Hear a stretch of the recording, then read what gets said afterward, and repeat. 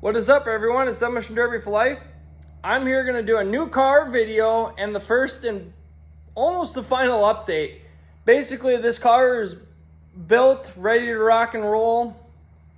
A few other minor odd and end things to do yet, but it is basically 90% built. It needs paint yet, but oh well. So I've had this car for a few months. I got this in late June, I think it was. It was the weekend of Chaos in Clearwater. I picked that car up. I thought I was going to run it on the second night, but I decided not to. I decided to fix the Monte Carlo and just save this one for another show. And I got the perfect show. It's coming up this Friday. So this video will be posted this week. Probably tomorrow. Today's Monday, so Tuesday I should have this up. So bear with me, guys. There's a lot of old videos I have that have not been, that you guys haven't seen yet, and it's just gonna be really out of order. A lot of these cars are just gonna be, they're already ran. There's aftermaths already made on those cars, so you guys stay tuned for those vehicles, or for those aftermath videos. They will be coming very, very soon.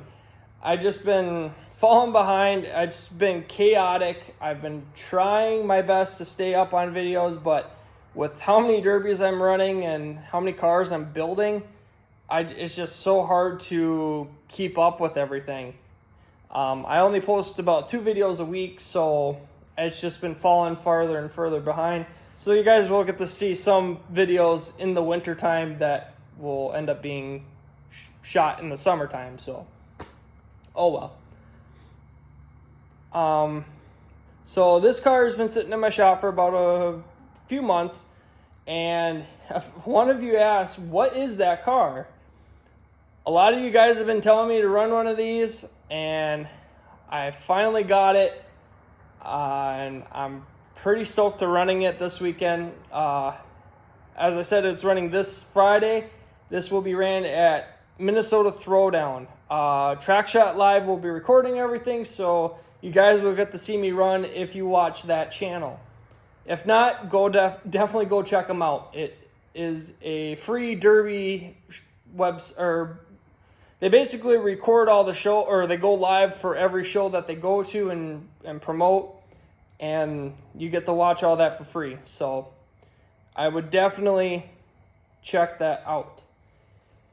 So you guys ready to see what I got going for this weekend?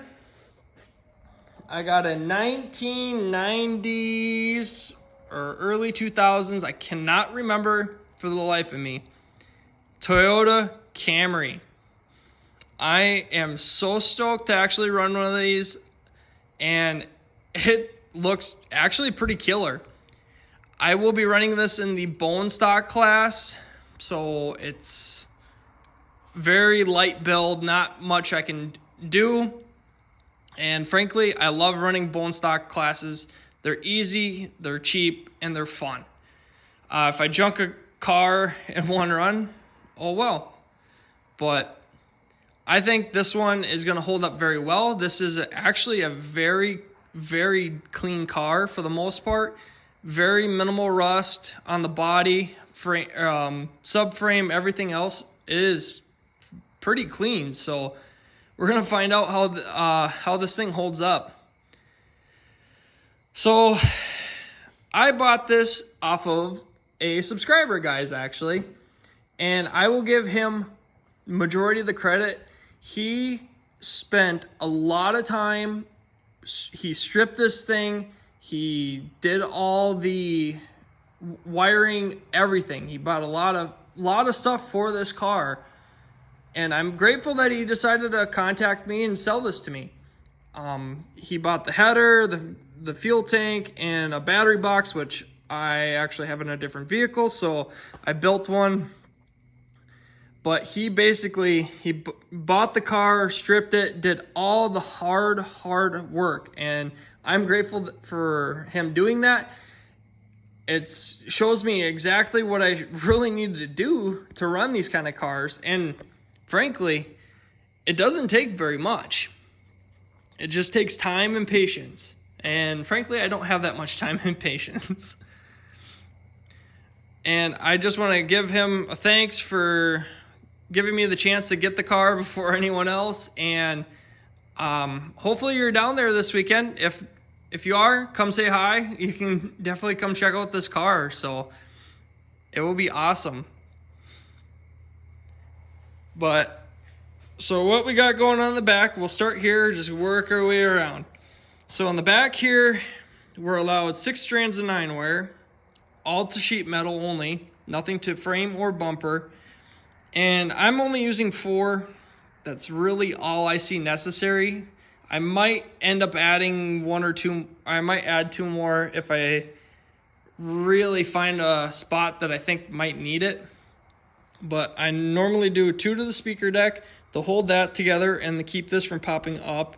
And then I just do 2 in the corner to hold that section since this is tucked. If I didn't tuck the trunk, I see a lot of guys not tuck, but I want to try just giving it a little tuck, nothing special, and then I'm going to pre-bend this frame up because so many times I see when they're not pre-bent or notched, when someone comes in, they crush everything straight in, but the frame rails stay straight. I've seen it on 2 separate occasions. So if we can get this to pre-bend up just enough to just get up high enough so someone catches it right away and packs it right in, and then hopefully it will go in the rest of the way. I didn't give it much of a notch, but just enough to get it up high enough that I can keep the basically just keep it from shearing all the sheet metal shearing right off. I'm running some forklift tires. This is the first time I'm running these. I'm not completely sure if I like it or not. For now, it's actually looks decent. I don't like how low it's sitting, but I think that might benefit me with how small they are. There's that much more clearance for everything to pack in or around it. So I'm pretty stoked on how small they are, but the height is the only thing that I'm kind of bummed out about. I suppose I could weld the suspension up. Like if I jack the back end up, let this sag down, and then just weld it so it's stiff, but it has to be bone stock. You can't weld anything. You can't really weld anything for this class anyway. You can't really do any extra welding other than what is specified. You're allowed 6 strands of 9-wire per seam. Frankly, I honestly just see 2 strands of 9-wire and taping the top taping all this. That's stuff I have to do yet. I might end up putting some 9-wire up here and there, but with taping everything here, that will be plenty to keep the door or keep the top of the doors from popping out. That's all that it has to do. I think I'm just gonna leave this fender here. I'm not gonna put no 9-wire around it or nothing. Just gonna wrap it here and here on the hood. You're allowed 6 spots. The header looks pretty sick, guys. I think there's going to be a lot of guys having these headers out there, but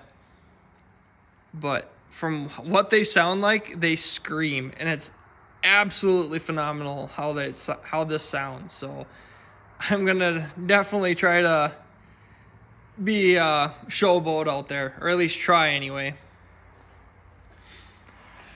But you're allowed 6 strands of 9-wire for the hood. I don't have the bolts for the hinges. I might try to find some at work, just steal them, and then what I'm gonna do is I'm 9-wiring here, there, and then to the front here. And then I have a 4x4 1/4-inch square tubing for a bumper. And then you're allowed to have a 6x6-inch plate, which I only want 3x6. So it's halfway onto here and then further back onto the body, just to help hold it on. I would like to have tried to put something underneath the weld there, but I have it all the way down the sides and welded on the top, so I think that should be enough for now. I'm hoping if it does start to curl up, it doesn't rip the bumper with it, but who knows what's gonna happen. And basically it's the same thing up here. I'm going to be running green and purple for colors, I think, guys. Might try to do a Joker theme again, but we'll see. I've come to find out that Chevy Lumina rims fit on a Toyota Camry. I actually didn't think it would work. I thought they would be a lot different, but from what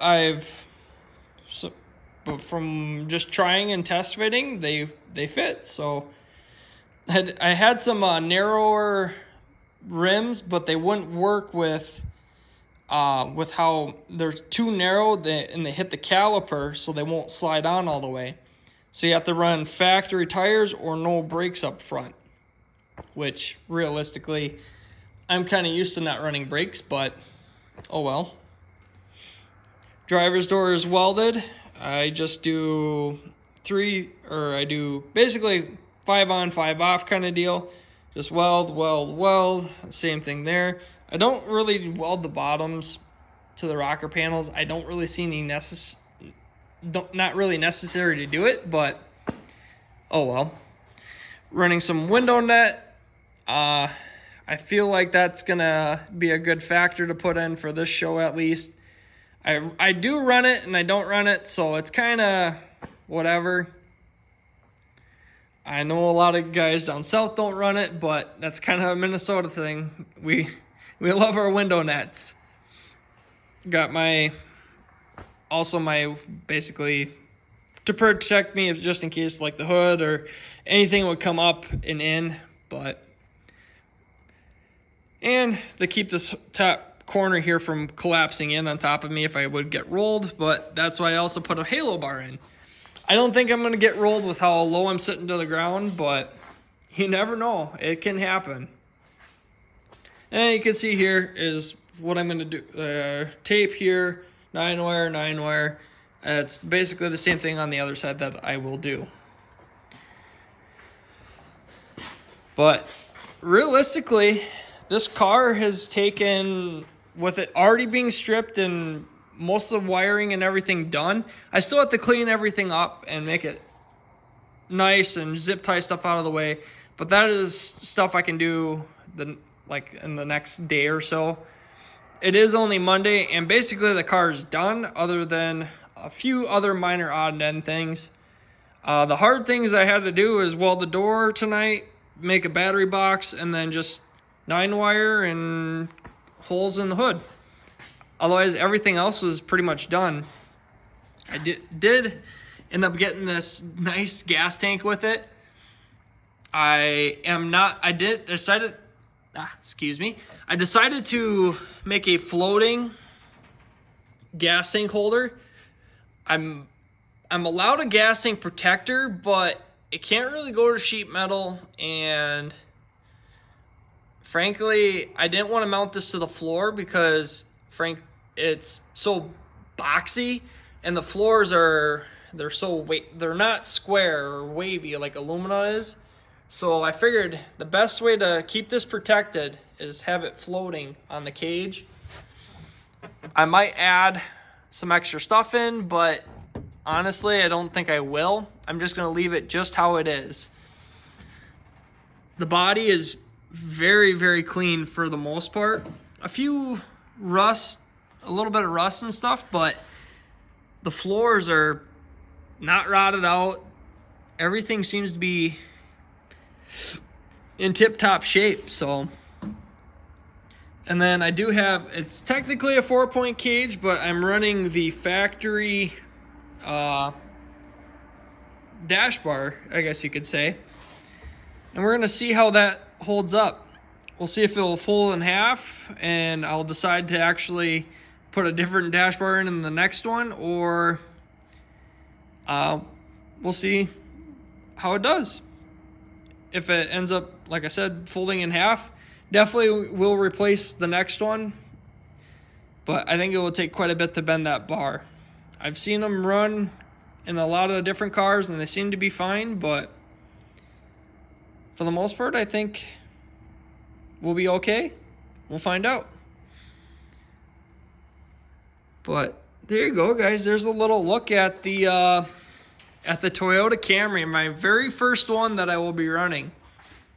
I'm pretty stoked. I got a few more lined up, so this will be a lot of fun to see if I like these or not. If not, I might start selling them and stick with my Luminas. But there you go, guys. Hope you guys enjoyed this video. Don't forget to hit the like button, subscribe button if you're new to this channel. Like I said, guys, there's going to be a lot of older videos coming out after this one. So just bear with me. It's going to be really out of order, but it's going to at least be a lot of good content coming out. But thank you guys so much for all the support on this channel. Don't forget to hit the like button, subscribe button if you're new to this channel, and we'll catch you guys all in the next video.